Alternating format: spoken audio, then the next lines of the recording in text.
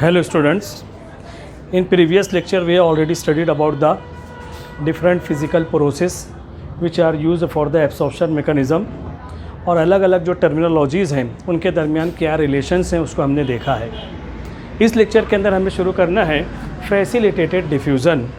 Facilitated diffusion का मतलब होता है passive absorption when mediated by carrier. अगर यहाँ पर जो है पैसिव एब्सॉर्प्शन सॉइल के अंदर जो वाटर है जो यहाँ पर रूट के अंदर यहाँ पर इंटर हो रहा है, if that absorption mechanism that is carried out with the help of certain carrier, अगर कोई सोर्स है, कोई एक्सटर्नल एजेंसी है, कोई कैरियर है, उसके ज़रिए से अगर यहाँ पर जो एब्सॉर्प्शन का मैकेनिज्म हो रहा है, ट्रांसफ़र मॉलिक्यूल यहाँ पर ट्रांसफ़र ऑफ मॉलिक्यूल अगर यहाँ पर होते हैं तो that type of diffusion is called as facilitated diffusion. यानी यहाँ पर कोई सोर्स रहेगा, उसके ज़रिए से in the presence of that source if transfer mechanism that are occurring, that type is called as facilitated diffusion. और उसकी एग्जांपल है मेम्ब्रेन प्रोटीन। प्लांट के अंदर यहाँ पर जो सेल मेम्ब्रेन, प्लाज्मा मेम्ब्रेन होती है, इनके अंदर specific type of proteins are present. These are called as membrane protein. जैसे हमने देखा ना फ्लूइड मोजाइक मॉडल के अंदर प्रोटीन के मॉलिक्यूल होते हैं, एक्सट्रिंसिक प्रोटीन है, इंट्रिंसिक प्रोटीन होते हैं, टनल प्रोटीन यहाँ पर प्रेजेंट होते हैं और फॉस्फोलिपिड बायलेयर वहाँ पर पाई जाती है। फ्लूइड मोजाइक मॉडल के अंदर यहाँ पर देखा गया है। तो यही मेम्ब्रेन प्रोटीन यहाँ पर जो होते हैं दैट आर हैविंग एक्वापोरीन्स, यहाँ पर जो है बारीक पोर्स होते हैं। ये प्रोटीन के मॉलिक्यूल यहाँ पर होते हैं, एक क्लियर पैसेज यहाँ पर होता है, इसको कहा जाएगा एक्वापोरीन्स। और इसके ज़रिए से यहाँ पर जो है लिक्विड मॉलिक्यूल या any molecule that can transfer, या इसी को कहा जाता है ion channels are present. Aquaporins and ion channels are present through that transfer of molecule that are carried out. तो यहाँ पर एक सोर्स है, एक कैरियर है। अगर एक्वापोरीन्स या आयन चैनल यहाँ पर प्रेजेंट रहेंगे तब यहाँ पर डिफ्यूज़न का प्रोसेस होगा। कॉन्सेंट्रेशन के ऊपर ये डिपेंड नहीं होते हैं, एक रास्ता है, एक पाथवे मिलेगा, एक कैरियर मिलेगा, उसके ज़रिए से जो डिफ्यूज़न का प्रोसेस होगा तो that must be called as facilitated diffusion कहा जाएगा। उसके बाद हमें यहाँ पर देखना है water potential. Water potential, chemical potential of water is called as water potential. Chemical potential of water that is called as water potential and this water potential that are denoted by psi. और उसका symbol जो यहाँ पर इस तरीके से होता है, वाटर पोटेंशियल ना लिखते हुए यहाँ पर जो है साई ये सिंबल अगर बना दिया जाए तो that show chemical potential of water. अब यहाँ पर देखना है water potential of pure water that is always zero. Water potential अगर यहाँ पर देखना है प्योर वाटर है तो उसका वाटर पोटेंशियल जो है ज़ीरो है और ये मैक्सिमम है, मैक्सिमम वाटर पोटेंशियल ज़ीरो रहेगा।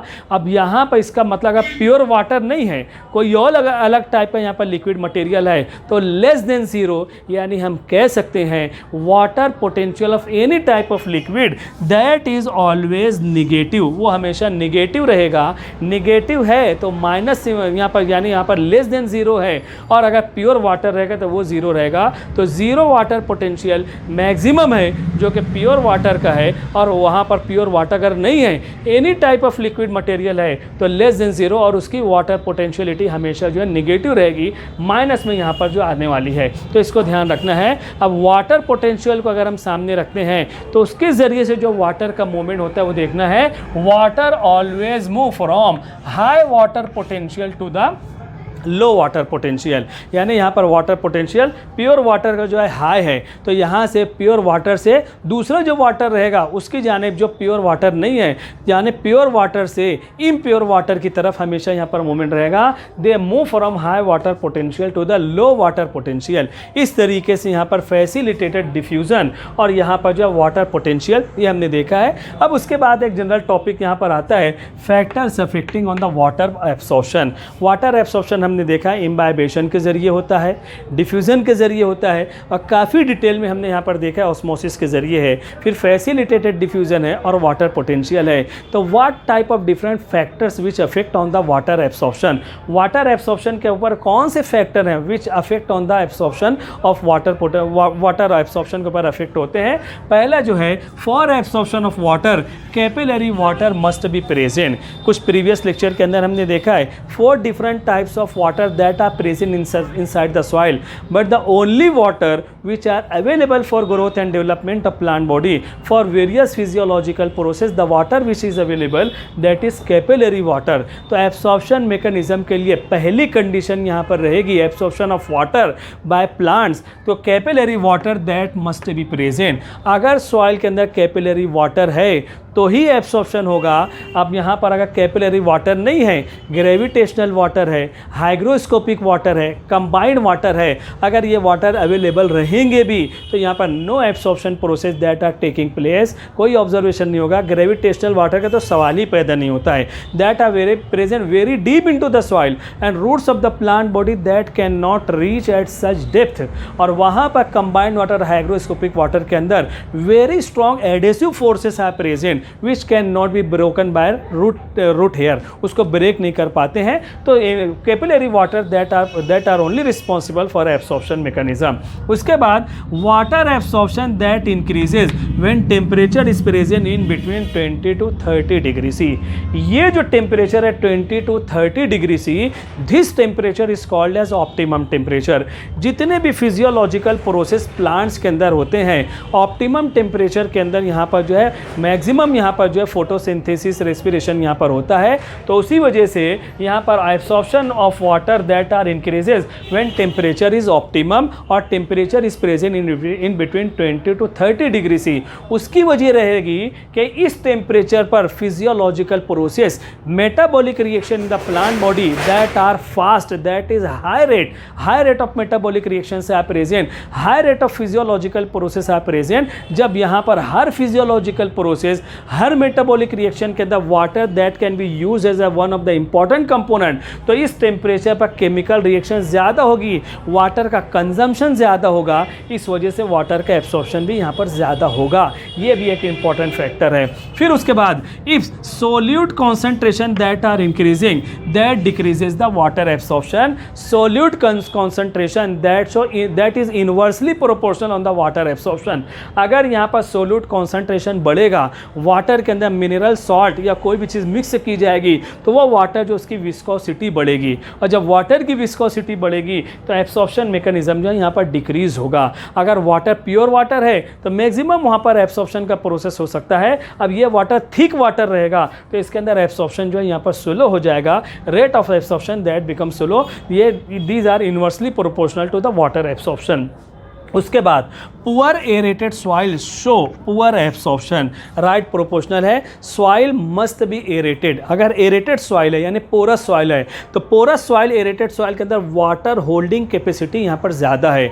और in water holding capacity that are maximum, aerated soil है, यहाँ पर पोरस सॉइल है, तो प्लांट के अंदर ग्रोथ और डेवलपमेंट भी वहाँ पर जो फास्ट होता है। पुअर एरेटेड सॉइल अगर रहेगा यानी बिल्कुल कॉम्पैक्ट यहाँ पर सॉइल है तो वहाँ पर जो है water that can not inter. अब वाटर सॉइल के अंदर जब इंटर नहीं हो पाता है तो एब्सॉर्प्शन का प्रोसेस भी यहाँ पर जो नहीं हो पाएगा। वाटर अगर बारिश होती भी है, अगर वो कॉम्पैक्ट सॉइल है, पुअर एरेटेड सॉइल है, तो वाटर वहाँ से फ्लो हो जाएगा, बह जाएगा, लेकिन एब्सॉर्प्शन का प्रोसेस वहाँ पर नहीं होगा। और लास्ट फैक्टर है increase transpiration increases the absorption mechanism.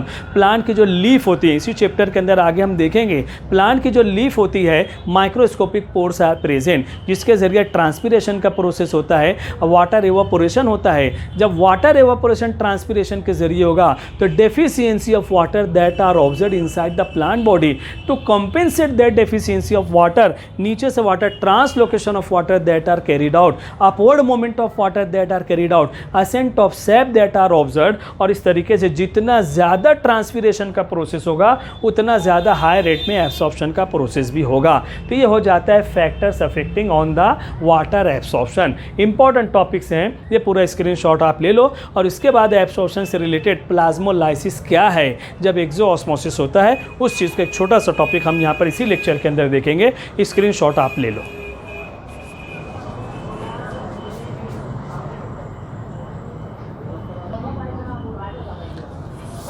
Yes student, plasmolysis इसके पहले हम देख चुके हैं।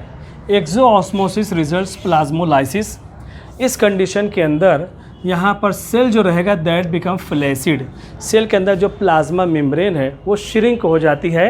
प्लाज्मा मेम्ब्रेन या हम कह सकते हैं कंटेंट ऑफ द सेल, जिसको कहा जाता है protoplast, that become shrink. Cell wall जैसी है वो वैसे ही रहेगी, इसके अंदर जो प्लाज्मा मेम्ब्रेन जो होती है वो श्रिंक हो जाती है, और इस तरीके से ये जो सेल रहेगा ये फुल्ली डीपीडी यहाँ पर मैक्सिमम रहेगी। थर्स्ट ऑफ द सेल वो यहाँ पर मोर रहेगा, मैक्सिमम रहेगा, और यहाँ पर सेल जो रहेगा उसका प्रोटोप्लास्ट जब श्रिंक हो जाते हैं, such type of cell these are called as flaccid cell उसको कहा जाएगा। अब यहाँ पर ध्यान रखना है, in plasmolyzed cell turgor pressure is zero, turgidity of the cell, freshness of the cell वो जो यहाँ पर होती है वो जीरो है, क्योंकि यहाँ पर वाटर तो बाहर निकल चुका है, एक्सोऑस्मोसिस है, तो सेल यहाँ पर जो है फ्रेश कंडीशन में यहाँ पर नहीं है, टर्जिडिटी यहाँ पर नहीं है। तो टर्जिडिटी जब यहाँ पर जीरो है, नहीं है, नील है, तो टर्गर प्रेशर भी यहाँ पर जो है जीरो रहने वाला है। अब ध्यान रखना है, अब यही प्लाज्मोलाइज्ड सेल अब ये परमानेंट यहाँ पर जो श्रिंक नहीं रहेगा, जब सूटेबल कंडीशन मिलेगी तो रिवर्स प्रोसेस हो जाएगा। When plasmolyzed cell kept in hypotonic solution, अब जब यहाँ का वाटर निकल गया है तो यहाँ पर सेल श्रिंक है, तब इसके अंदर हाई कॉन्सेंट्रेशन है। अगर इसी प्लाज्मोलाइज्ड सेल को हाइपोटोनिक सॉल्यूशन के अंदर रखेंगे तो यहाँ पर ऑस्मोसिस क्या है, लो कॉन्सेंट्रेशन से हाई कॉन्सेंट्रेशन की जानिब लिक्विड मॉलिक्यूल ट्रांसफर होते हैं। When this plasmolyzed cell kept in hypotonic solution, endosmosis takes place, बाहर का वाटर इनसाइड द सेल यहाँ पर एंटर होने वाला है, एंडोऑस्मोसिस होगा, और जब एंडोऑस्मोसिस होगा ये जो सेल जो श्रिंक हो चुका था ये टर्जिड सेल के अंदर यानी अपनी ओरिजिनल पोजीशन में आ जाएगा। तो ये प्रोसेस जो रहेगा that is reverse of plasmolysis, and this process that is called a deplasmolysis. तो सेल के अंदर यहाँ पर प्लाज्मोलाइसिस, डीप्लाज्मोलाइसिस ये प्रोसेस यहाँ पर चलते रहता है। यानी हम कह सकते हैं अब एक्सोऑस्मोसिस होगा तो प्लाज्मोलाइसिस होगा, और एंडोऑस्मोसिस होगा तो डीप्लाज्मोलाइसिस का प्रोसेस यहाँ पर पाया जाता है। इस तरीके से ये इतनी डिटेल जो हमने अभी तक देखी है ये फिजिकल प्रोसेस हैं जो प्लांट से रिलेटेड हैं। प्लांट के अंदर एब्सॉर्प्शन प्रोसेस के लिए तमाम के तमाम प्रोसेस यहाँ पर जो यूज़ होते हैं। अब इसके बाद से हम जो अगला लेक्चर है हम देखेंगे किस तरीके से वाटर का ट्रेवलिंग होता है रूट हेयर से इनसाइड द प्लांट बॉडी, और फिर ट्रांसपीरेशन वगैरह जो होते हैं। इंशाअल्लाह हम लोग इसको नेक्स्ट लेक्चर में देखेंगे। Thank you very much.